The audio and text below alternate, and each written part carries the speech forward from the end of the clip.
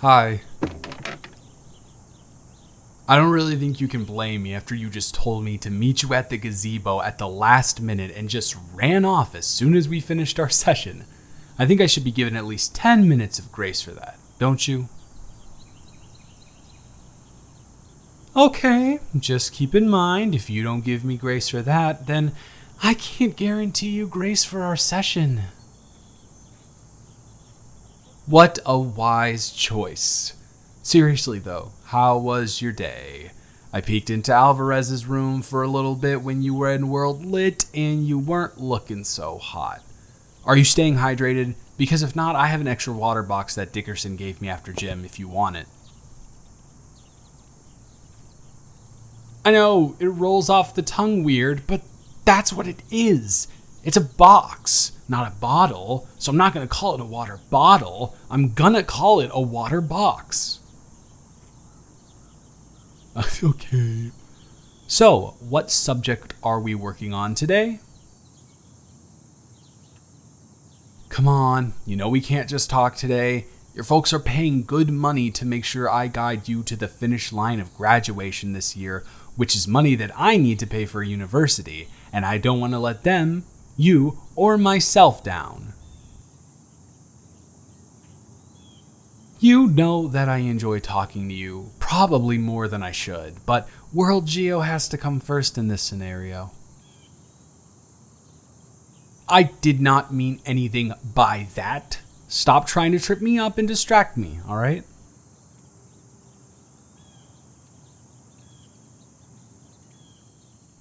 And you absolutely promise that you will keep on subject for the entire time and keep up with the pace that I set? Fine. If, and only if, those conditions are met, we can go through the same amount of studying at a more rapid rate, and then we can have some time to talk at the end of our session. Does that sound good? Don't you smirk too much, bozo. You still gotta pass the quiz at the end, and I mean 80% or higher. It absolutely is fair. If you get to raise the stakes, then so do I, Buster. Yeah, I just called you Buster. Let's get to it, and quit your yapping, okay? Alright, come on. So, it turns out you just needed the right incentives to pay attention, huh?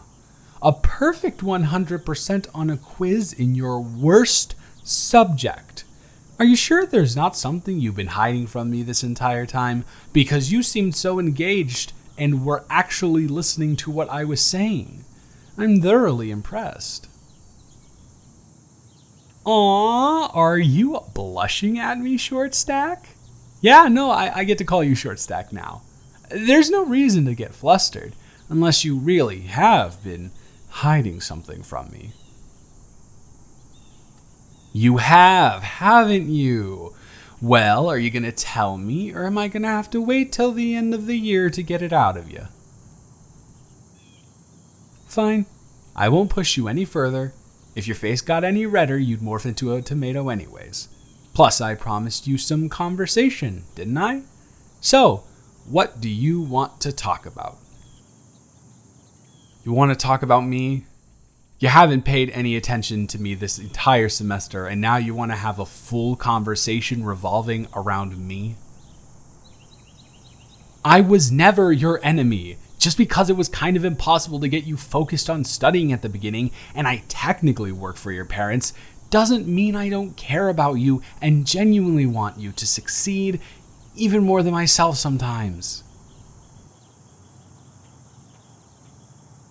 Because you have a huge amount of untapped potential that you're just squandering away because you always act like you don't care around your friends, but then sometimes you do care with me, and I just know there's a part of you that knows you're a really bright girl, but then you talk about yourself like you aren't, and it's all just very confusing. I'm sorry. I promise I'm not trying to distract you, and you wanted to talk about me, and you did what I asked, so here we go. Ask away whatever you want to know, and I promise you that I will answer honest and openly. Okay, I'm sorry. I promise I am not trying to distract you, and you wanted to talk about me. So, here we go. Ask away. Whatever you want to know, I promise I'll answer you honestly and openly.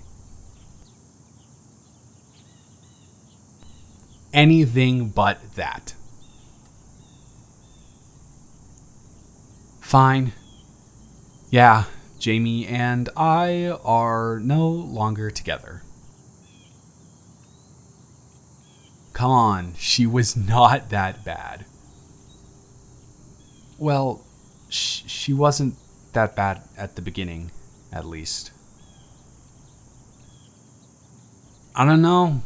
2 years just changes a person, I guess.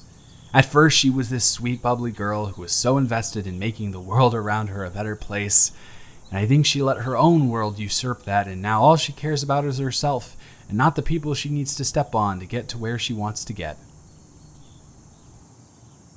No, I'm not being harsh. That's the worst part. That's verbatim what she said to me when she broke up with me. She was so robotic and literally described me as a stepping stone. It was grossly dehumanizing. I'm 90% sure she didn't even look at me the entire time.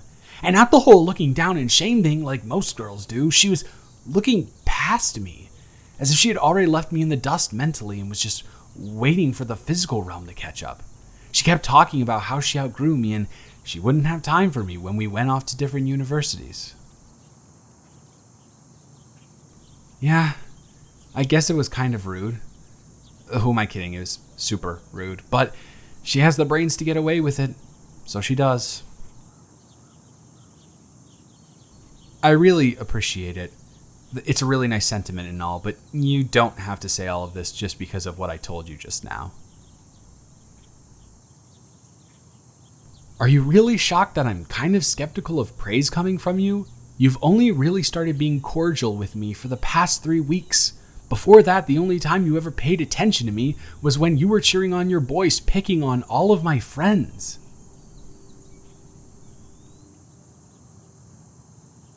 And you were lucky that the principal got there when he did before I broke his other tooth. Why do I hang out with them? They're my friends. They share the same interests as me. They're really sweet people. They might be tied up in books a little bit, but they're much more grounded to reality than the doofuses that you surround yourself with. If hanging around people that I genuinely enjoy the company of makes people think I'm a nerd, then that's fine with me, I guess. I know I'm not. They know I'm not. And I think that you know I'm not. And if you ever gave them a proper chance, you'd discover that they're pretty awesome people. Your hand is on my leg. Why is your hand on my leg? Oh, this is an unexpected turn of events. Before we even go down this path of conversation, I have an important question for you. Do you actually like me for me as a person, or do you like me because of the service that I've been providing you that has been helping you get closer to your goal?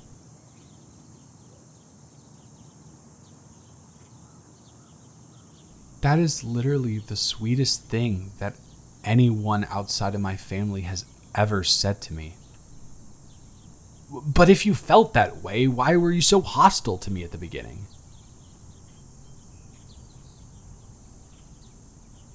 Really? Since you met me? Like freshman year? I don't know. I've just never considered myself that attractive, I guess.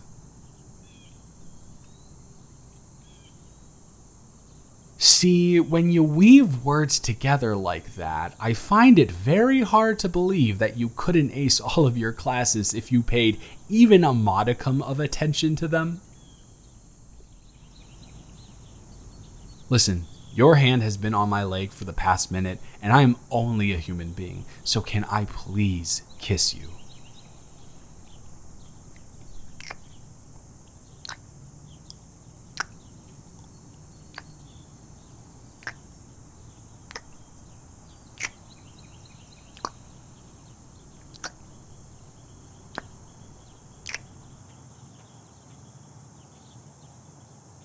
Yeah, I like you too.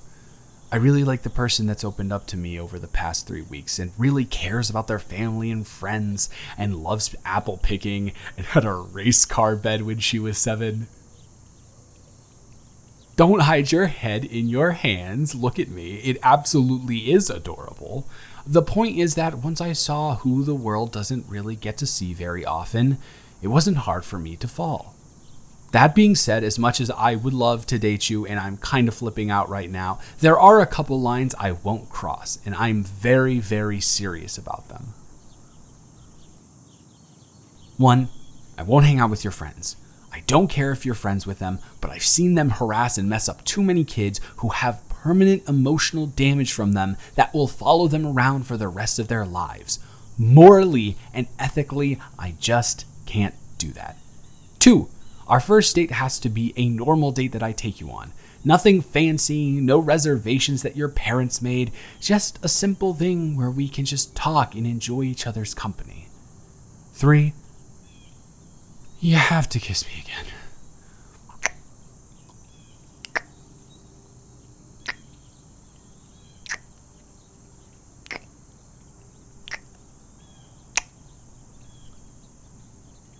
Yeah, that was worth it.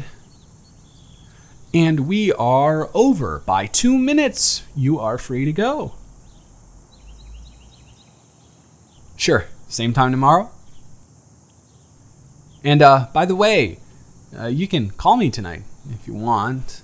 I know it's outside of tutoring hours, but maybe I think you might have some extra motivation to do that, perhaps. Hey, you're adorable. You know that? Yeah, she knows that.